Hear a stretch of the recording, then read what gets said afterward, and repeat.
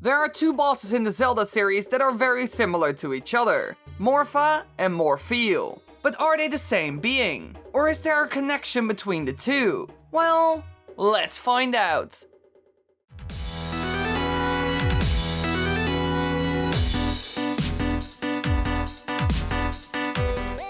Morpha is the boss of the Water Temple in Ocarina of Time. It was created by Ganondorf once he acquired the Triforce of Power. It has complete control over the water in the room in which it resides, moving swiftly through it and creating long amoeba-like limbs. This monster is responsible for the state of Lake Hylia when Link is an adult, as well as the frozen condition of Zora's domain. And then we have the Twilight aquatic morpheel, the boss of the Lakebed Temple in Twilight Princess. This being got its power from the few shadow that it found, and terrorizes the temple in its now more powerful form. However, these two bosses are extremely similar, and I started thinking about that because someone on my Twitch stream mentioned it.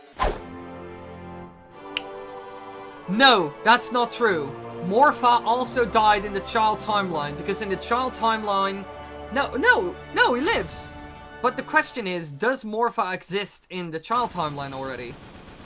Or was Morpha created because of Ganondorf's takeover?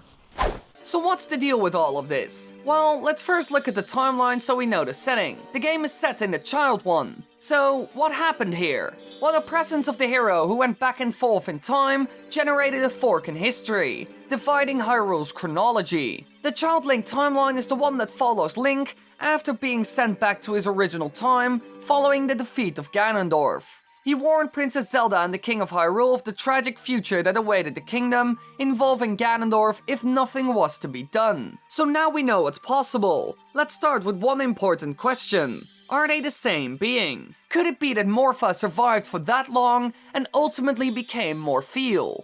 Or is this impossible? Well, in this timeline, Ganondorf was able to get the Triforce of Power, but didn't invade Hyrule yet. And since the king knows everything thanks to Link, a war broke out instead of Ganondorf taking over. Several years after the failure of his attempted invasion, he was taken prisoner in the Arbiter's Grounds prison. When the ancient sages tried to execute him, however, they discovered to their horror that he had the Triforce of Power, and so Ganon killed the Sage of Water. However, they activated the Mirror of Twilight and sent him into the Twilight Realm. Here he languished for years, until he met Zant and promised him power in exchange for freedom from his prison. So it depends on when Ganondorf created Morpha, before, during, or after his invasion. He has the Triforce of Power after all, even during the events of Twilight Princess. And the Water Sage was killed after all, although the window of time he had after that was really small, since they sent him to the Twilight Realm right away. However, it's possible that he could still use his powers when he was there.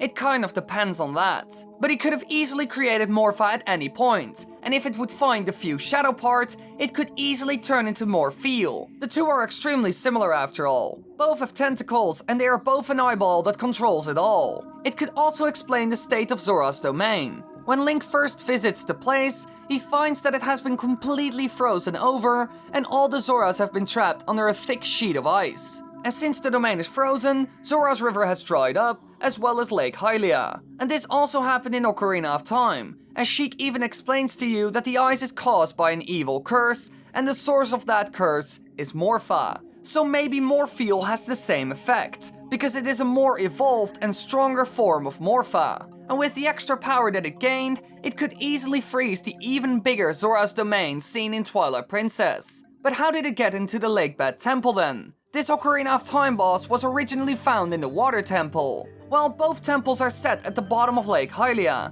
and have been around for a long time. However, they are not the same. You can clearly see that they are different, so we can be sure that they're two different locations set in the same area. So how did it end up in the Lakebed Temple? Well, it could be that the two dungeons became connected at some point. They are set in the same lake, so maybe a tunnel between the two formed. We've seen tons of broken down walls and strange connections between rooms in the dungeon. So it could be that a wall broke down and created a pathway to the Lakebed Temple where Morpha could go through. However, there's also another option. It could also be a different being than Morpha that ended up becoming Morpheel. The bombfish. They can be found swimming in the waters of the Lakebed Temple and in hidden caves in Hyrule Field. The main use of the bombfish is to blow up walls in the Lakebed Temple maze. But in the battle with Morpheel, it will release bombfish from its mouth, which will try to attack the young hero as he fights it. Could it be that it used to be a bombfish? They both have big teeth, and Morpheel releases them from its mouth.